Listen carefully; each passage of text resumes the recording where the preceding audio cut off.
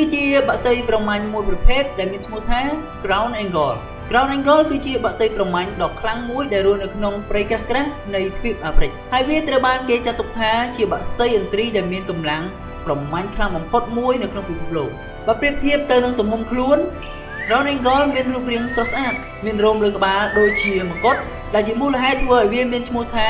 Crown Angle ចំពោះរូបរាងរបស់ Crown Angle មានប្រវែងខ្លួនប្រហែល80ទៅ99សង់ទីម៉ែត្រនិងស្លាបអាចលាតបានជាង 1.5 ម៉ែត្រផ្នែករបស់វាមានពណ៌លឿងច្បាស់មើលទៅគួរឲ្យខ្លាចហើយក្រញាំធំនិងមុតខ្លាំងណាស់ក្រញាំរបស់វាគឺអាចចាប់សត្វធំៗបានយ៉ាងរឹងមាំផ្នែកខាងលើនៃខ្លួនរបស់វាគឺមានពណ៌ត្នោតចាស់ខណៈផ្នែកទ្រូងមានពណ៌សលាយខ្មៅជាចំណុចសម្រាប់ទីជម្រករបស់បក្សីប្រមាញ់ Crown Angle គឺរស់នៅក្នុងព្រៃត្រូពិចនិងព្រៃភ្លៀងក្រាស់ៗនៅទ្វីបអាហ្វ្រិកជាពិសេសនោះគឺនៅប្រទេសដូចជាកុងហ្គោ កេនយ៉ា អូហ្គងដានិងអាហ្វ្រិកខាងត្បូងវាចូលចិត្តរស់នៅតំបន់ដែលមានដើមឈើខ្ពស់ៗដើម្បីងាយស្រួលសម្រាប់ការលាក់ខ្លួននិងការវាយប្រហារសត្វព្រៃសមត្ថភាពរបស់បក្សីប្រមាញ់ Crown Angle នេះគឺជាអ្នកប្រមាញ់ដ៏លឿននិងឆ្លាតវៃបំផុត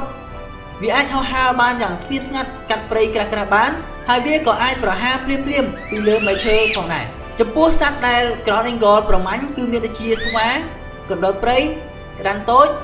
សត្វស្លាបនិងសត្វល្មូនមានពេលខ្លះវាអាចចាប់សត្វដែលមានទម្ងន់ធ្ងន់ជាងខ្លួនវាបានថែមទៀតផងកម្លាំងក្រញាំរបស់វាគឺខ្លាំងណាស់រហូតអាចបំបែកឆ្អឹងសត្វបានចំពោះបក្សីប្រមាញ់ Crown Angle នេះគឺវាចូលចិត្តរស់នៅជាគូពួកវាអាចបង្កើតសម្បុកធំៗនៅលើដើមឈើខ្ពស់ហើយអាចប្រើសម្បុកដដែលអស់រយៈពេលជាច្រើនឆ្នាំសម្រាប់បក្សីញីមួយគឺអាចដាក់ពងពី1គ្រាប់ទៅ2គ្រាប់ប៉ុន្តែពេលច្រើនកូនដែលរស់រានមានជីវិត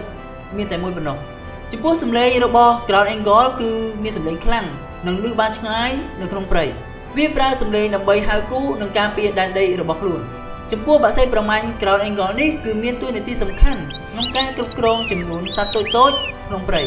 វាជួយរក្សាតុល្យភាពប្រព័ន្ធអេកូឡូស៊ីដោយការប្រមាញ់សត្វដែលមានចំនួនច្រើនពេកចំពោះការគម្រាមកំហែងទៅដល់បក្សីប្រមាញ់ Crown Angle នេះគឺកំពុងជួបនឹងបញ្ហាដូចជាការកាប់បំផ្លាញព្រៃឈើការបាត់បង់ទីជម្រកការបាញ់ប្រហារនិងការចាប់យកដោយមនុស្សប្រសិនបើព្រៃឈើនៅទ្វីបអាហ្វ្រិកនៅតែបន្តបាត់បង់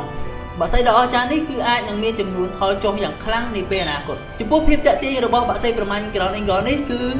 ត្រូវបានគេចាត់ទុកថាជាស្ដេចនៃព្រៃអាហ្វ្រិកវាមានក្រញាំធំជាងឥន្ទ្រីជាច្រើនប្រភេទហើយវាក៏អាចហោះហើរកាត់ព្រៃក្រាស់បានយ៉ាងលឿនដោយមិនប៉ះមែកឈើឡើយហើយក៏ជាបក្សីប្រមាញ់ដែលមានភាពកាចសាហាវនិងឆ្លាតវៃបំផុត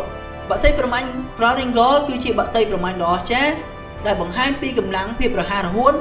និងភាពអស្ចារ្យនៃធម្មជាតិវាជាសត្វដែលធ្វើឲ្យមនុស្សភាគច្រើនភ្ញាក់ផ្អើលដោយសមត្ថភាពប្រមាញ់ដ៏ខ្លាំងបំផុតរបស់វានិងរូបរាងដ៏មានអំណាចរបស់វាផងដែរ Please subscribe my YouTube channel